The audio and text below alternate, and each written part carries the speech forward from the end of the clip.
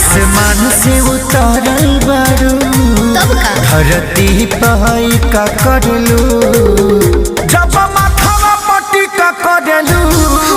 ए जाने चान के भी फीका करलू